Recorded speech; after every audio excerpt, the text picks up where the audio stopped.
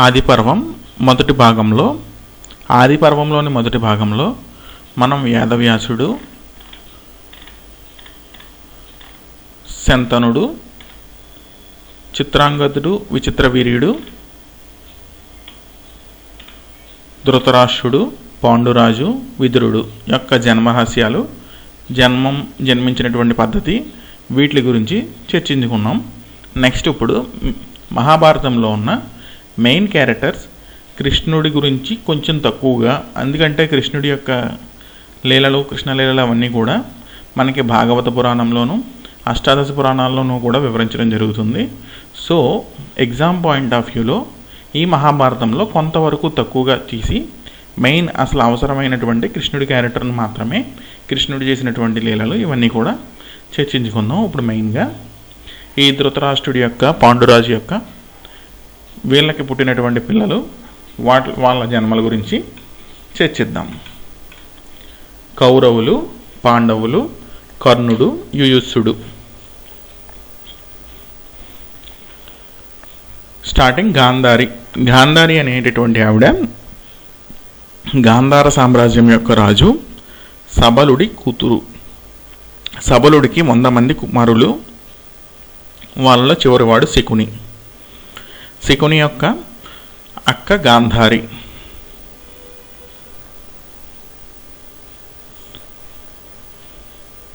ఈ గాంధారికి ధృతరాష్ట్రుడితో పెళ్ళి అవుతుంది. ధృతరాష్ట్రుడికి కళ్ళు కనబడవు కాబట్టి తను కూడా ఏమీ చూడకుండా ఉండడానికి కళ్ళకు గంతలు కట్టుకుంటుంది గాంధారి. ఈ రకంగా గాంధారికి, ధృతరాష్ట్రుడికి పెళ్ళవుతుంది. వీళ్ళకి 100 మంది కౌరవులు పుడతారు. 100 మంది మగపిల్లలు, వారు కౌరవులు. వాళ్ళకి సేమ్ టైం వీళ్ళిద్దరికీ ఒక కుమార్తె కూడా పుడుతుంది. ఆమె పేరు దుస్సల. గాంధారి కడుపుతో ఉన్న సమయంలో ధృతరాష్ట్రుడి యొక్క వేశ్య సుదశతో యుయుత్సుడు పుడతాడు. ఈ రకంగా గాంధారికి, ధృతరాష్ట్రుడికి 100 మంది కౌరవులు మరియు దుస్సల అనేటటువంటి కూతురు పుడుతుంది.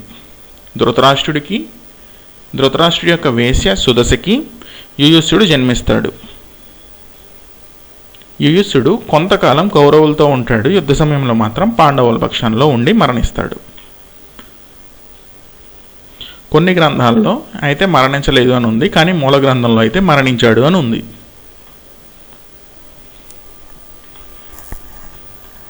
కుంతీదేవి కుంతీ భోజని కుమార్తె. పెళ్లికి ముందు దూర్వాస మహర్షికి సేవలు చేయడం వల్ల దూర్వాస మహర్షి ఒక మంత్రాన్ని కుంతీదేవికి ఇస్తాడు. ఆ మంత్రం యొక్క ఉపయోగం ఏమిటంటే, దేవతలను తలుచుకోగానే ఆ దేవతల యొక్క అంశలతో పిల్లలు పుడతారు. ఆ మంత్రం, దూర్వాసుడు ఇచ్చిన మంత్రం సరిగ్గా పనిచేస్తుందా లేదా అని చెప్పి సరదాగా మంత్రాన్ని పరీక్షించడం అయితే జరుగుతుంది. ఆ మంత్రం ద్వారా సూర్యుడిని అయితే పిలుస్తారు. కుంతీదేవి సూర్యుడిని పిలవడం వల్ల సూర్యుడి యొక్క అంశతో కర్ణుడు జన్మిస్తాడు. అప్పుడు కర్ణుడిని పెంచలేక ఆ నిందలు వస్తాయని చెప్పి నిందలు భరించడం కష్టంతో కర్ణుడిని ఒక పెట్టిలో పెట్టి, బంగారు ఆభరణాలతో పెట్టిలో పెట్టి నదిలో వదిలేస్తుంది. అతను రథసారథుడికి దొరుకుతాడు. ఈ రకంగా కుంతీదేవికి పెళ్లికి ముందర కర్ణుడు జన్మిస్తాడు. ఈ కుంతీదేవికి పాండురాజుతో పెళ్ళవుతుంది. పెళ్లికి ముందర కర్ణుడు జన్మిస్తాడు. పెళ్ళైన తర్వాత చాలా కాలం పిల్లలు పుట్టరు. ఆ పిల్లలు కలగకపోవడం వల్ల పాండురాజు మద్రదేశ రాకుమార్తె మాద్రిని పెళ్లి చేసుకుంటాడు. అప్పటికి వీరికి పిల్లలు పుట్టరు. పాండురాజుకి 2 రాకుమార్తెలతో పెళ్ళి, కుంతీదేవి, మాద్రీదేవి. వీళ్ళకి పిల్లలు పుట్టరు. పాండురాజు మంత్రి, సేనాధిపతి పదవిలో ఉంటూ, 2 పదవుల్లోనూ ఆయనే ఉంటూ ధృతరాష్ట్రుడు రాజుగా ఉండగా అంగ, వంగ, కళింగ, మగధ, కాశీ రాజ్యాలను జయిస్తాడు. అంగ, వంగ, కళింగ, మగధ, కాశీ రాజ్యాలను పాండురాజు జయిస్తాడు.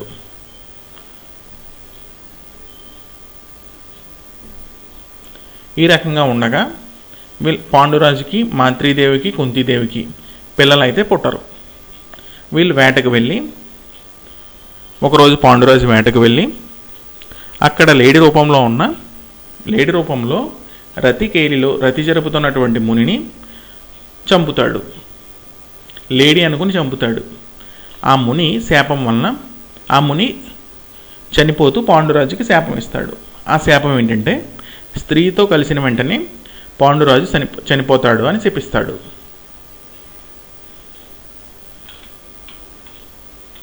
దీంతో భయంతో రాజ్యం వదిలి, ఆ శాపం యొక్క భయంతో రాజ్యం వదిలి పాండురాజు కుంతి మాద్రీదేవితో కలిసి అడవులకు వెళ్ళిపోతాడు. అప్పుడు వెంటనే కుంతీదేవి తనకు దుర్వాసుడు ఇచ్చినటువంటి మంత్రం గురించి తెలుపుతుంది.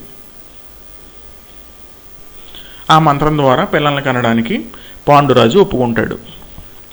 ఆ రకంగా కుంతీదేవి యమధర్మరాజుని పిలిచి, మొదటగా యమధర్మరాజుని పిలుస్తుంది. యమధర్మరాజు యొక్క అంశతో ధర్మరాజు జన్మిస్తాడు. తర్వాత వాయుదేవుడిని పిలుస్తుంది. ఆ మంత్ర సహాయంతో వాయుదేవుడి యొక్క అంశతో భీముడు జన్మిస్తాడు. తర్వాత ఇంద్రుడిని పిలుస్తుంది. ఇంద్రుడి యొక్క అంశతో అర్జునుడు జన్మిస్తాడు. తర్వాత ఆ మంత్రాన్ని మాద్రీదేవికి కూడా వివరిస్తుంది. మాద్రీదేవి ఆ మంత్ర సహాయంతో అశ్విని దేవతలను పిలుస్తుంది. మాద్రీదేవికి అశ్విని దేవతల యొక్క అంశతో నకులుడు సహదేవుడు జన్మిస్తాడు. ఈ రకంగా కుంతీదేవికి పెళ్లికి ముందర కర్ణుడు జన్మిస్తాడు. పెళ్ళైన తర్వాత ఎవరూ జన్మించరు. తర్వాత పాండురాజు మాద్రీదేవిని పెళ్లి చేసుకుంటాడు. పాండురాజుకి మునిశాపం తగులుతుంది. ఆ మునిశాపం ఏంటంటే స్త్రీతో సంగమించిన వెంటనే పాండురాజు చనిపోతాడని శాపం. ఆ శాపం వల్ల దేవతల యొక్క దూర్వాస మహర్షి ఇచ్చినటువంటి మంత్ర సహాయంతో దేవతల ద్వారా కుంతీదేవి మాద్రీదేవి పిల్లల్ని కంటారు. కుంతీదేవి యొక్క పిల్లలు ధర్మరాజు, భీముడు, అర్జునుడు. మాద్రీదేవి యొక్క పిల్లలు నకులుడు, సహదేవుడు. ఈ 5గురిని కలిపి పాండవులు అంటారు. తర్వాత పాండురాజు ఒకరోజు కామంతో మాద్రీదేవిని తాకుతాడు. తాకిన వెంటనే మరణిస్తాడు. మాద్రీదేవి సతీసహగమనం చేసి తన యొక్క పిల్లల్ని కూడా కుంతీదేవికి ఇస్తుంది. కుంతీదేవి ఆ 5గురు పిల్లలతో హస్తినాపురంకి తిరిగి వెళ్తుంది. హస్తినాపురానికి కుంతీదేవి పాండవులతో వెళ్తుంది. పాండురాజు మరణించాడని చెప్పి ఇలా చెప్తుంది. దాని తర్వాత పాండవులకి కౌరవులకి మధ్య వైరం అయితే మొదలవుతుంది. ఆ వైరానికి మొదటి కారణం కౌరవుల్లో ఒక రకమైన భయం కలుగుతుంది. అదేంటంటే ధర్మరాజు అందరికన్నా పెద్దవాడు, ధర్మరాజుకే రాజ్యం వెళ్ళిపోతుంది అన్నటువంటి భయం ఒకటి కలుగుతుంది. సేమ్ టైం భీముడు బాల్యం నుంచి కూడా బలవంతుడు. అతను కౌరవుల్ని మొత్తం అందరినీ కూడా తన యొక్క బలం వల్ల ఓడించగలుగుతాడు చిన్నప్పటి నుంచి ఆటల్లో. దీనివల్ల మెయిన్గా పాండవులకి కౌరవులకి అయితే వైరం వస్తుంది.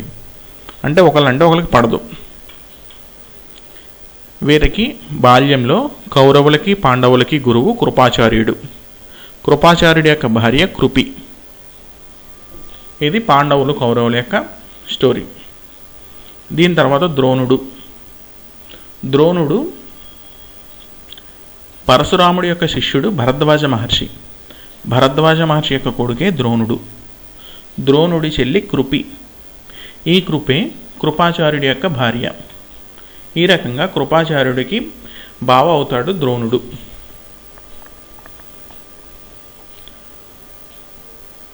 పరశురాముడి యొక్క శిష్యుడు భరద్వాజ మహర్షి.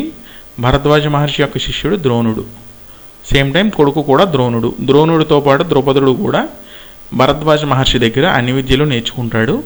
ద్రోణుడు ద్రుపద మహారాజు బాల్య స్నేహితుడు. ద్రుపద మహారాజునే ద్రౌపదుడు అని కూడా అంటారు. ఒకరోజు ద్రౌపదుడి దగ్గరికి ఆర్థిక సహాయం చేయమని చెప్పి అడిగితే ద్రౌపదుడు అవమానించి ద్రోణుడిని పంపిస్తాడు. దాంతో ద్రౌపదుడి మీద విపరీతమైన పగ పెంచుకుంటాడు ద్రోణుడు. తర్వాత తను ఉన్న ప్రాంతంలో రోజు గడవడం కష్టంగా అవడం వల్ల చెల్లెలు కృపి ఇంటికి వస్తూ దారిలో కౌరవులు ఆడుతున్నటువంటి బంతి నూతిలో పడితే ఆ బంతిని బాణాలతో బయటకు తీస్తాడు ద్రోణుడు. ఈ ద్రోణుడి స్టోరీ అంటే భరద్వాజ మహర్షి యొక్క కొడుకు ద్రోణుడని, భరద్వాజ మహర్షి దగ్గర అన్ని అస్త్రశస్త్ర విద్యలు నేర్చుకున్నది ద్రోణుడని ఈ విషయం అంతా తెలిసినటువంటి భీష్ముడు ద్రోణుణ్ణి రాజగురువు కింద నియమిస్తాడు. సో కృపాచార్యుడేమో బాల్యంలో గురువు, ద్రోణుడు తర్వాత దశలో రాజగురువు కింద ఉంటాడు. పాండవులకి కౌరవులకి తన కొడుకు అశ్వత్థామకి ద్రోణుడు శస్త్ర అస్త్ర విద్యలు నేర్పిస్తాడు. వీరిలో ద్రోణుడికి అర్జునుడు అంటే ఇష్టం. దానికి కారణం ఏంటంటే అస్త్రశస్త్ర విద్యల్లో అర్జునుడు మిగతా అందరితో పోలిస్తే గొప్పగా ఉంటాడు. సేమ్ టైం అశ్వత్థామను కూడా పక్కన పెట్టి అర్జునుడికి అస్త్రశస్త్ర విద్యలు నేర్పిస్తాడు ద్రోణుడు. సో అర్జునుడికి ఇలా నేర్పడం వల్ల అశ్వత్థామకి అర్జునుడికి కొంచెం పడక అశ్వత్థామ కౌరవుల వైపు నుంచే ఉంటాడు చిన్నప్పటి నుంచి.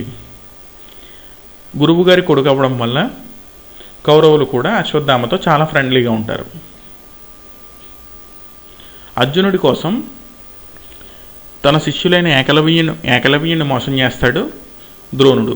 ఏకలవ్యుడి యొక్క బొట్టనవేలను గురుదక్షిణ కింద అడిగి ఏకలవ్యుణ్ణి విలువిద్య నుంచి దూరం చేస్తాడు ద్రోణుడు. దానికి మెయిన్గా ఈ కారణం ఏంటంటే అర్జునుడు రాకుమారుడు, సేమ్ టైం అర్జునుడిని ఉపయోగించి ద్రౌపదుడి మీద పగ తీర్చుకోవాలనేటటువంటి ఉద్దేశం ద్రోణుడిది. దానికోసం తన శిష్యుల్ని సైతం మోసం చేస్తాడు. అర్జునుడిని జగదేక వీరుడు కింద తీర్చిదిద్దుతానని శపథం చేస్తాడు ద్రోణుడు. ఇలా ఉండగా వీళ్ళ యొక్క శిక్షణ అంతా ముగుస్తుంది. ద్రోణుడు పాండవుల్ని కౌరవుల్ని పిలిచి గురుదక్షిణ అడుగుతాడు. ఆ గురుదక్షిణ ఏంటంటే తనను మోసం చేసినటువంటి ద్రుపద మహారాజు బందీగా కావాలని గురుదక్షిణ. దీనికోసం కౌరవులందరూ కలిసి యుద్ధానికి వెళ్తారు. ద్రుపదుడి చేతిలో ఓడిపోతారు. తర్వాత అర్జునుడు ద్రౌపదుడిని బంధించి తీసుకొస్తాడు. ఆ ద్రౌపదుడిని చాలా అవమానిస్తాడు ద్రోణుడు. తర్వాత ద్రౌపదుడి నుంచి సగం రాజ్యం తీసుకుని ఆ రాజ్యానికి రాజుగా అశ్వత్థామను నియమిస్తాడు ద్రోణుడు. ద్రౌపదుడికి సగం రాజ్యం మాత్రమే ఇస్తారు. ఒక్కొక్క సగం రాజ్యం అశ్వత్థామకు వెళ్తుంది. ద్రౌపదుడిని విపరీతంగా అవమానిస్తాడు ద్రోణుడు. దీంతో ద్రోణుడిపై కోపంతో యాగం చేస్తాడు ద్రౌపదుడు. ఆ యాగంలో ఏంటంటే వీళ్ళ వంశనాశనం కోరుకుంటాడు. సేమ్ టైం తనను ఓడించినటువంటి రాకుమారుడు అర్జునుడిని చూసి అర్జునుడిని పెళ్లి చేసుకునేటటువంటి స్త్రీ నాకు కూతురు కింద కావాలి అని అడుగుతాడు. ఆ యజ్ఞంలో ద్రోణుడిని చంపగలిగేటటువంటి కొడుకును కూడా యజ్ఞంలో అడుగుతాడు. దీని మూలంగా ముగ్గురైతే ద్రౌపదుడికి పుడతారు. వాళ్ళు మొదటి వాళ్ళు శిఖండి. భీష్ముడికి కురువంశ నాశనానికి శిఖండి కారణమవుతుంది. శిఖండే అక్కడ అంబ. విచిత్రవీర్యుడు పెళ్లి చేసుకోకుండా వదిలేసేటటువంటి అంబ మొదటి కూతురు, కాశీరాజు యొక్క మొదటి కుమార్తె అంబ. ఆమె శిఖండి కింద పుడుతుంది. నెక్స్ట్ ద్రౌపది. అర్జునుడితో పెళ్లి కోసం ద్రౌపది పుడుతుంది. దృష్టద్రుమ్యుడు. ద్రోణుణ్ణి చంపడం కోసం దృష్టద్రుమ్యుడు జన్మిస్తాడు. దీని తర్వాత ఈ కురుపాండవుల యొక్క కౌరవులు పాండవుల యొక్క శిక్షణ నైపుణ్యాన్ని రాజ్యమంతా తెలిసేలా చేయడం కోసం ఏర్పాట్లు చేస్తారు. యువరాజుల అస్త్రశస్త్ర నైపుణ్యం. ఈ ప్రోగ్రాంలో మొదటగా భీముణ్ణి దుర్యోధనుణ్ణి గదాయుద్ధం ఆరంభిస్తారు. ఆ గదాయుద్ధం చాలా ఘోరంగా భయంకరంగా జరుగుతుంది. భీముడు బలవంతుడైన దుర్యోధనుడి యొక్క నైపుణ్యం ముందర తేలిపోతాడు. సేమ్ టైం యుద్ధం కూడా భయంకరంగా ఉంటుంది. ఇది యుద్ధం దాకా వెళ్తుందని ఆ భీముడు దుర్యోధనుడి యొక్క గదా యుద్ధాన్ని ఆపుతారు. ఆపిన తర్వాత అర్జునుడు విలువిద్యా నైపుణ్యం ప్రదర్శిస్తాడు. ద్రోణుడు అర్జునుడే వీరుడు, ఈ ప్రపంచంలో అర్జునుడు ఒకడే వీరుడు అని పొగుడుతూ ఉంటాడు ద్రోణుడు. దానికి కాదు అని కర్ణుడు వస్తాడు. కర్ణుణ్ణి రథసారథ యొక్క కొడుకు, రథసారథేమో సూతుడు, సూత జన్మ, సూత కులం, రాజబిడ్డ కాదు, రాజరికం లేదు, ఈ రకమైన వాటితో కర్ణుడిని అవమానిస్తారు. వెంటనే దుర్యోధనుడు కర్ణుడితో ఫ్రెండ్షిప్ కోసం, మెయిన్గా అర్జునుడిని టార్గెట్ చేయడం కోసం, అర్జునుడిని ఓడించగలిగేది కర్ణుడే అని తెలుసుకుని కర్ణుడికి అంగరాజ్యాన్ని దానం ఇస్తాడు. దానికి కర్ణుడు చనిపోయే వరకు మిత్రుడుగా ఉంటానని, కృతజ్ఞుడిగా ఉంటానని దుర్యోధనుడికి ప్రతిజ్ఞ చేస్తాడు. ఈ రకంగా కర్ణుడు కౌరవుల వైపుకు వెళ్తాడు. దుర్యోధనుణ్ణి, దుశ్శాసనుణ్ణి, శకునిని, కర్ణుణ్ణి కలిపి దుష్ట చతుష్టయం అంటారు. ఈ దుష్ట చతుష్టయంలో దుర్యోధనుడు, దుశ్శాసనుడు, శకుని కలిసి ప్లాన్ చేస్తూ ఉంటారు. కర్ణుడు వీళ్ళకి సహాయం చేస్తూ ఉంటాడు. వీ నలుగురిని కలిపి దుష్ట చతుష్టయం అంటారు. దుర్యోధనుడు, దుశ్శాసనుడు, శకుని, కర్ణుడు. ఇలా ఉండగా ధర్మరాజుకి పట్టాభిషేకం అవుతుంది యువరాజు కింద. అప్పుడు వారిని వారణావర్తంలో జరిగేటటువంటి ఉత్సవాలను చూడడానికి పంపిస్తారు. దానికి ధర్మరాజు కుంతీదేవిని, తన తల్లి కుంతీదేవిని, తన సోదరులు నలుగురు, అంటే మొత్తం 5 కలిసి వెళ్తారు.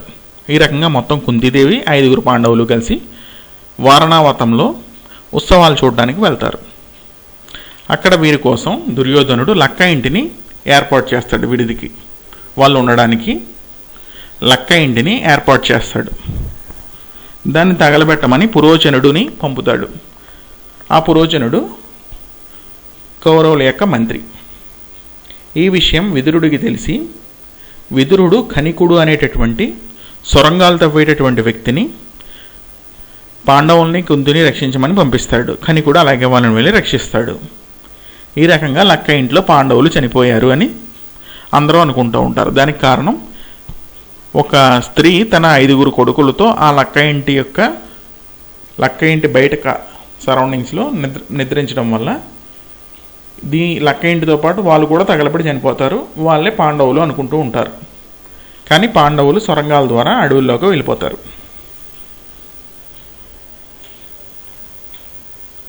దీని తర్వాత అడవిలో హిడింబాసురుడు అనేటటువంటి ఒక రాక్షసుడు ఉంటాడు. భయంకరమైన రాక్షసుడు.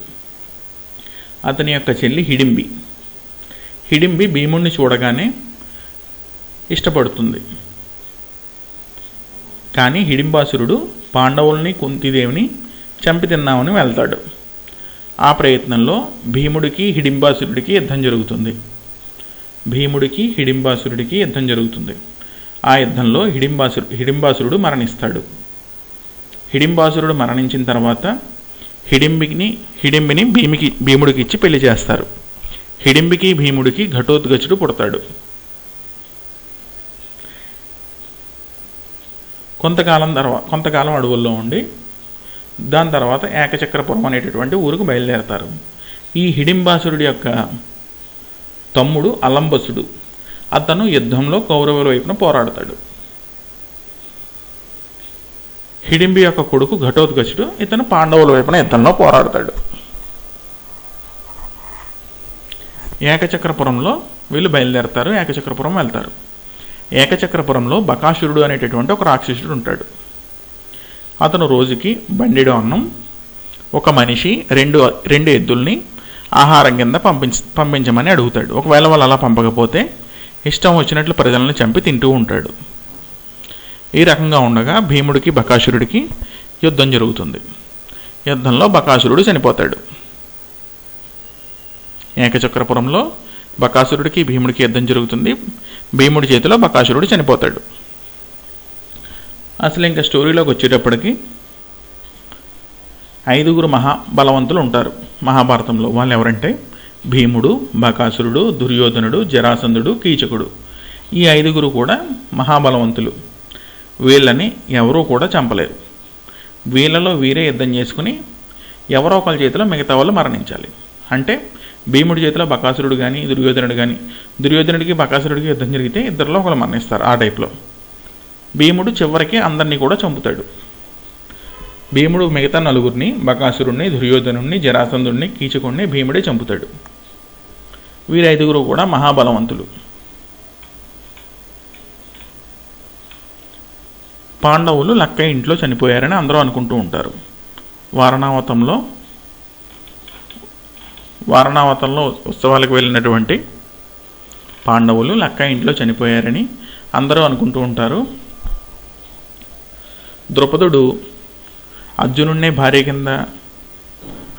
భార్య కింద ఉండేటటువంటి ఒక స్త్రీని వరం కింద పొందుతాడు. ఆవిడే ద్రౌపది. ఆ ద్రౌపదికి అర్జునుడు లేకపోవడం వల్ల స్వయంవరం ప్రకటిస్తాడు.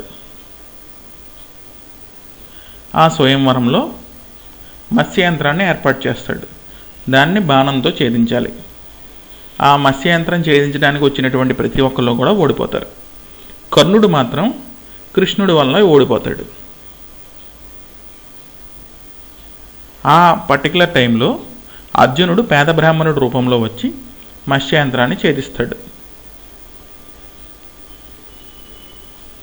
ద్రుపదుడు స్వయంవరం పెడతాడు మత్స్యయంత్రం. ఆ స్వయంవరంలో అందరూ ఓడిపోతారు.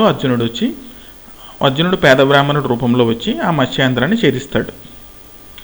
ద్రౌపదిని తీసుకుని పెళ్లి చేసుకుని వెళ్ళిపోతాడు.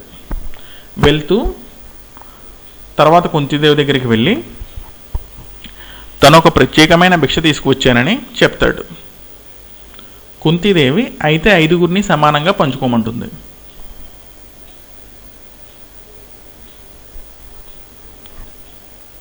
ఆ 5గురు కలిసి, దాంతో పాండవులు 5గురు కలిసి పెళ్లి చేసుకుంటారు. మనకి ఈ పర్టికులర్ స్టోరీ ద్వారా తన యొక్క భార్యని భిక్ష కింద తెచ్చాను అని చెప్పి అనేటప్పటికీ 5గురిని పెళ్లి చేసుకోవాల్సిన అవసరం అయితే వచ్చింది అర్జునుడికి.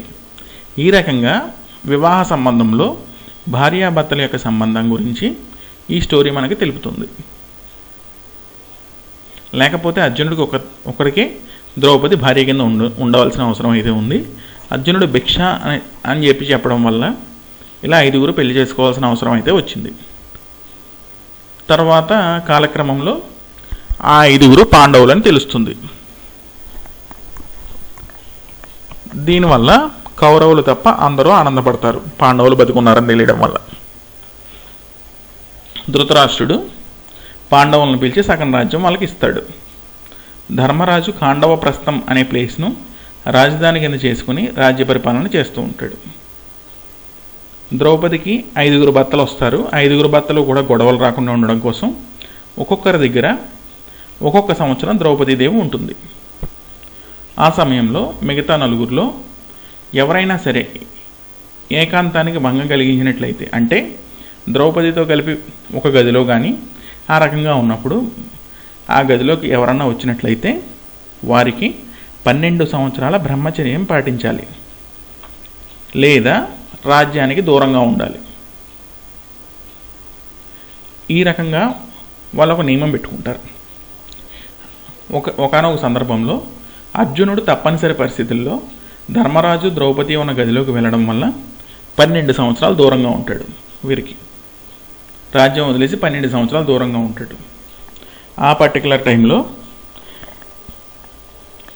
తీర్థయాత్రలకు బయలుదేరి 12 సంవత్సరాలు గంగానది దగ్గర ఉలూపి అనేటటువంటి నాగకన్యను పెళ్లి చేసుకుంటాడు. అర్జునుడికి ఉలూపికి ఐరావంతుడు పుడతాడు. తర్వాత వదిలేసి మణిపురంలో చిత్రాంగదని పెళ్లి చేసుకుంటాడు. చిత్రాంగదకి అర్జునుడికి బబ్రువాహనుడు జన్మిస్తాడు. ద్వారకలో కొంతకాలం ఉండి సుభద్రాదేవిని పెళ్లి చేసుకుంటాడు. సుభద్రాదేవి కృష్ణుడు బలరాముల యొక్క చెల్లి. సుభద్రాదేవికి అర్జునుడికి అభిమన్యుడు జన్మిస్తాడు. ఈ రకంగా తప్పనిసరి పరిస్థితుల్లో ఏకాంతానికి భంగం కలిగించి 12 సంవత్సరాలు దూరంగా ఉంటున్న సమయంలో ఉలూపి అనే నాగకన్యతో ఐరావంతుణ్ణి, చిత్రాంగదతో బబ్రువాహనుణ్ణి, సుభద్రతో అభిమన్యుణ్ణి అర్జునుడు కంటాడు. ఈ ముగ్గురు ఐరావంతుడు కానీ, బబ్రువాహనుడు కానీ, అభిమన్యుడు కానీ అర్జునుడి కన్నా భయంకరమైన వీరులు. అర్జునుడిని ఓడించగలిగేటటువంటి వీరులు వీరు ముగ్గురు కూడా. చివరికి ద్రౌపదికి ఉపపాండవులు జన్మిస్తారు. వీళ్ళు 5 మంది.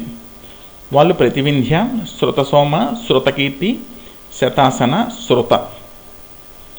ఈ రకంగా పాండవులు వారి యొక్క పుత్రులు జన్మించడం గురించి మనకి తెలుస్తుంది.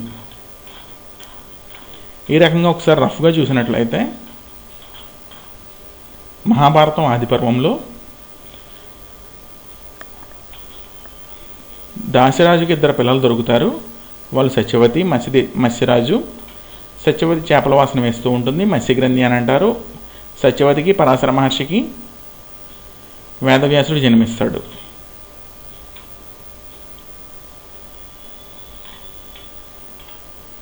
శంతనుడికి గంగాదేవికి దేవవ్రతుడు జన్మిస్తాడు. ఆ దేవవ్రతుడే భీష్ముడు.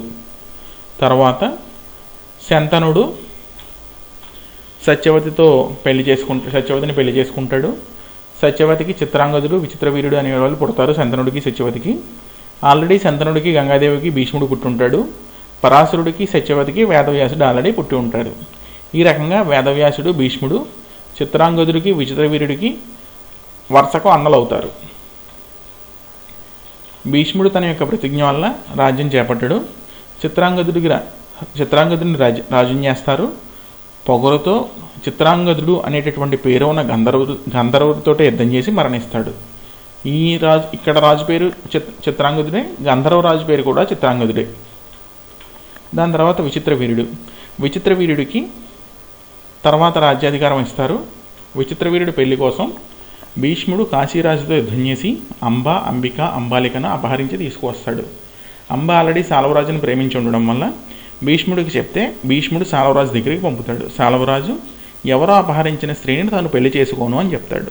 విచిత్రవీరుడు కూడా ఎవరో ప్రేమించిన కన్యను నేను పెళ్లి చేసుకోను అని చెప్తాడు. అంబ భీష్ముడిని పెళ్లి చేసుకోమంటే భీష్ముడు తన గద్దాన్ని వివరించి పెళ్లి చేసుకోను అని చెప్తాడు. అంబ తపస్సు చేసి శివుడు గురించి తపస్సు చేసి భీష్ముడి చావులో పాలు పంచుకునేటటువంటి వరం కోరుతుంది. విచిత్రవీరుడు మరణిస్తాడు. సత్యవతి భీష్ముడిని పెళ్లి చేసుకోమని కోరుతుంది. భీష్ముడు ఇచ్చిన మాట ప్రకారం పెళ్లి చేసుకోను అని చెప్తాడు. దాని తర్వాత వరుసగా అన్న అవడం వల్ల వేదవ్యాసుడిని పిలుస్తారు. వేదవ్యాసుడు నియోగ ఆచారం అనే పద్ధతి ద్వారా అంబికతో ధృతరాష్ట్రుడిని కంటాడు. అంబాలికతో పాండురాజుని కంటాడు. అంబిక యొక్క దాసితో విదురుణ్ణి కంటాడు. గాంధారికి ధృతరాష్ట్రుడికి పెళ్లి చేస్తారు. గాంధారికి 100 మంది కౌరవులు ప్లస్ దుస్సల అనేటటువంటి ఒక కూతురు జన్మిస్తారు.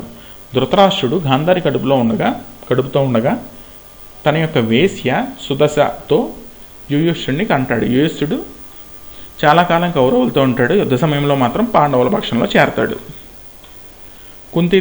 కుంతీభోజుని యొక్క కుమార్తె కుంతీదేవి పెళ్లికి ముందర దూర్వాస మహర్షి ఇచ్చినటువంటి మంత్రాన్ని సరదాగా పరీక్షించడం కోసం పరీక్షిస్తుంది. దానివల్ల సూర్యుడి వలన కర్ణుడు జన్మిస్తాడు. కర్ణుడిని పెట్టిలో పెట్టి నీటిలో వదిలేస్తుంది. పాండురాజుకి కుంతీదేవికి పెళ్ళవుతుంది, కానీ పిల్లలు పుట్టరు. దాని తర్వాత మాద్రీదేవిని పెళ్లి చేసుకుంటాడు పాండురాజు. వీళ్ళకి కూడా పిల్లలు పుట్టరు. పాండురాజు అంగ, వంగ, కళింగ, మగధ, కాశీ రాజ్యాలను జయిస్తాడు. ఒకనొక సమయంలో వేటకు వెళ్ళి లేడి రూపంలో తన యొక్క ఫ్యామిలీతో ఉన్న మునిని చంపుతాడు. ఆ ముని ఒక శాపం ఇస్తాడు పాండురాజుకి. ఆ శాపం ఏంటంటే స్త్రీతో కలిసినప్పుడు పాండురాజు చనిపోతాడు. ఆ భయంతో రాజ్యాన్ని వదిలి అడవులకు వెళ్ళిపోతాడు పాండురాజు. ఈ సమయంలో కుంతీదేవి తనకు దూర్వాస మహర్షి ఇచ్చినటువంటి మంత్రం గురించి తెలుపుతుంది. ఆ మంత్రాన్ని బేస్ చేసుకుని కుంతీదేవి ధర్మరాజు, భీముడు, అర్జునుడిని కంటుంది. మాద్రీదేవి అశ్విని దేవతలతో నకులుడు, సహదేవుణ్ణి కంటుంది. పాండురాజు ఒకరోజు కామంతో మాద్రీదేవిని తాకి మరణిస్తాడు. మాద్రీదేవి సతీ సహగానం చేస్తుంది. కుంతీదేవి 5 పిల్లలతో హస్తినాపురానికి తిరిగి వస్తుంది. వీరిలో భీముడు బాల్యం నుండి బలవంతుడు. నెక్స్ట్ ధర్మరాజు అందరికన్నా పెద్దవాడు. సో కౌరవుల్లో అభద్రతాభావం ఏర్పడుతుంది. సేమ్ టైం అది వైరం కింద కూడా మారుతుంది. ఒకళ్ళంటే ఒకళ్ళు పడకుండా మారుతుంది. కౌరవులకి పాండవులకి బాల్యంలో గురువు కృపాచార్యుడి యొక్క భార్య కృపి. నెక్స్ట్ ఇంకా ద్రోణుడి స్టోరీ దగ్గరికి వచ్చేటప్పటికి పరశురాముడి యొక్క శిష్యుడు భరద్వాజ మహర్షి యొక్క కుమారుడు ద్రోణుడు. భరద్వాజ మహర్షి యొక్క కుమార్తె కృపి. ఈ కృపియే కృపాచార్యుడి యొక్క భార్య. ద్రోణుడు, ద్రుపద మహారాజు బాల్య స్నేహితులు. ద్రుపదుడిని ఆర్థిక సహాయం అడిగితే ద్రుపదుడు అవమానిస్తాడు ద్రోణుణ్ణి. దాంతో ద్రుపదుడి మీద పగ పెంచుకుని ఉంటూ ఉంటాడు. ఈ లోపల తన యొక్క చెల్లెల దగ్గరికి వెళ్తూ కౌరవులు ఆడుతూ నూతిలో పడేసినటువంటి బంతిని బాణాలతో బయటకు తీస్తాడు ద్రోణుడు. భీష్ముడు ఈ పరశురాముడు భరద్వాజ మహర్షి వీళ్ళ యొక్క స్టోరీ పూర్తిగా భీష్ముడికి తెలిసి ఉండడం వల్ల ద్రోణుడిని రాజగురువు కింద నియమిస్తాడు. పాండవులకి కౌరవులకి తన కొడుకు అశ్వత్థామకి ద్రోణుడు శిక్షణ ఇస్తూ ఉంటాడు. అస్త్రశస్త్ర విద్యలు నేర్పిస్తాడు. ద్రోణుడికి అర్జునుడు అంటే చాలా ఇష్టం. సేమ్ టైం ఆ ఇష్టం కూడా కేవలం ద్రౌపదుడి మీద పగ తీర్చుకోవడం కోసం మాత్రమే. ఈ పగ వల్ల అశ్వత్థామని సైతం పక్కన పెట్టేసి అర్జునుడికి శిక్షణ ఇస్తూ ఉంటాడు. ఏకలవ్యుని కూడా మోసం చేస్తాడు అర్జునుడి కోసం ద్రోణుడు. దాని తర్వాత గురుదక్షిణ అడిగినప్పుడు అర్జునుడు ద్రౌపదుడిని బందీగా తీసుకొస్తాడు. ద్రౌపదుడిని అవమానించి సగం రాజ్యం తీసుకుని ద్రోణుడు పంపిస్తాడు. ఆ సగం రాజ్యానికి అశ్వత్థామని రాజు కింద చేస్తారు. దాని తర్వాత ద్రోణుడిపై కోపంతో ద్రౌపదుడు యాగం చేస్తాడు. ఆ యాగంలో శిఖండి, ద్రౌపది, దృష్టద్రుమ్యుడు జన్మిస్తారు. శిఖండి భీష్ముడు కురువంశనాశనం కోసం శిఖండి పుడుతుంది. ఈమె పూర్వజనంలో అంబ. ద్రౌపది అర్జునుడితో పెళ్లి కోసం ద్రౌపది పుడుతుంది. దృష్టద్రుమ్యుడు ద్రోణుడిని చంపడం కోసం దృష్టద్రుమ్యుడు పుడతాడు. యువరాజుల నైపుణ్యం చూపించడంలో భాగంగా భీముడికి దుర్యోధనుడికి గదాయుద్ధం ఏర్పాటు చేస్తారు. ఆ గదాయుద్ధం చాలా భయంకరంగా జరగడం వల్ల దాన్ని ఆపుతారు. దాని తర్వాత అర్జునుడిని పొగుడుతూ అర్జునుడి యొక్క విలువిద్యని చూపిస్తూ ఉంటారు రాజ్యమంతా. అర్జునుడి కన్నా గొప్ప వీరుడు ఎవరో లేరని చెప్పి ద్రోణుడు అంటూ ఉంటాడు. దానికి కర్ణుడు కాదు నేనున్నాను అని ముందరకు వస్తాడు. కర్ణుడిని సోతపుత్రుడు, రాజ్యం లేదు, రాజు కాదు, ఈ రకమైన నెపంతో అవమానిస్తూ ఉంటారు. వెంటనే దుర్యోధనుడు వచ్చి కర్ణుడికి అంగరాజ్యాన్ని దానం చేస్తాడు. సో దుర్యోధనుడికి కర్ణుడికి ఫ్రెండ్షిప్ అయితే ఏర్పడుతుంది. ఈ దుర్యోధనుడిని, దుశ్శాసనుడిని, శకుని, కర్ణుడిని కలిపి దుష్ట చతుష్టయం అంటారు. కుంతిదేవి పాండవుల్ని కలిపి వారణావర్తంలో ఉత్సవాలు చూడడానికి పంపుతారు. అక్కడ లక్క ఇంటిని తగలబెట్టడానికి ట్రై చేస్తాడు దుర్యోధనుడు. వాళ్ళ నుంచి విదురుడు కాపాడతాడు. దాని తర్వాత వీళ్ళు అడవులకు వెళ్తారు. అడవుల్లో హిడింబాసురుడికి భీముడికి యుద్ధం జరుగుతుంది. హిడింబాసురుడు మరణిస్తాడు. హిడింబాసురుడి యొక్క తమ్ముడు అలంబసుడు అతను కౌరవుల పక్షంలో యుద్ధం చేస్తాడు.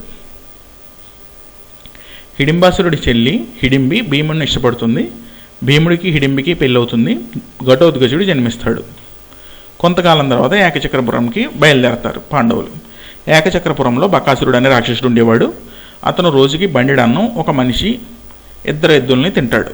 అలా పంపకపోతే ఇష్టం వచ్చినట్లు ప్రజలను చంపి తింటూ ఉంటాడు. భీముడికి బకాసురుడికి పెద్ద యుద్ధం జరుగుతుంది. బకాసురుడు మరణిస్తాడు. అసలు భీముడు, బకాసురుడు, దుర్యోధనుడు, జరాసంధుడు, కీచకుడు వీళ్ళు టోటల్గా 5 మంది పంచమహాబలవంతులు అంటారు వీళ్ళని. వీళ్ళని ఎవరూ చంపలేరు. వీళ్ళలో వేరే యుద్ధం చేసుకుని ఎవరో ఒకరు మరణిస్తారు. చివరకు అలా భీముడు అందరినీ చంపుతాడు. పాండవులు లక్క ఇంట్లో చనిపోయారని అందరూ అనుకుంటూ ఉంటారు. ద్రౌపదుడు ద్రౌపదికి స్వయంవరం ప్రకటిస్తాడు. ఆ స్వయంవరంలో అర్జునుడు ద్రౌపదిని గెలుపొందుతాడు మత్స్యంత్రాన్ని ఛేదించి. దాని తర్వాత ద్రౌపదిని పాండవుల 5కి ఇచ్చి పెళ్లి చేయడం జరుగుతుంది. ఒకనొక సందర్భంలో అర్జునుడు 12 సంవత్సరాలు దూరంగా ఉండవలసి వస్తుంది. ఆ సందర్భంలో తీర్థయాత్రలో వెళ్ళి ఉలూపి అనే నాగకన్యతో ఐరావంతుడు జన్మిస్తాడు. చిత్రాంగదని పెళ్లి చేసుకుని బబ్రువాహనుడు జన్మిస్తాడు. సుభద్రతో పెళ్లి జరగడం వల్ల అభిమన్యుడు జన్మిస్తాడు అర్జునుడికి. వీళ్ళు ముగ్గురు కూడా అర్జునుడి కన్నా బలవంతులు. చివరకు ద్రౌపదికి ఉపపాండవులు జన్మిస్తారు. వీళ్ళు 5 మంది. వాళ్ళు ప్రతివింధ్య, శృతసోమ, శృతకీర్తి, శతాసన, శృత. ఈ రకంగా ఆది పర్వం పూర్తవుతుంది. మన నెక్స్ట్ వీడియోలో సభాపర్వం గురించి చర్చిద్దాం.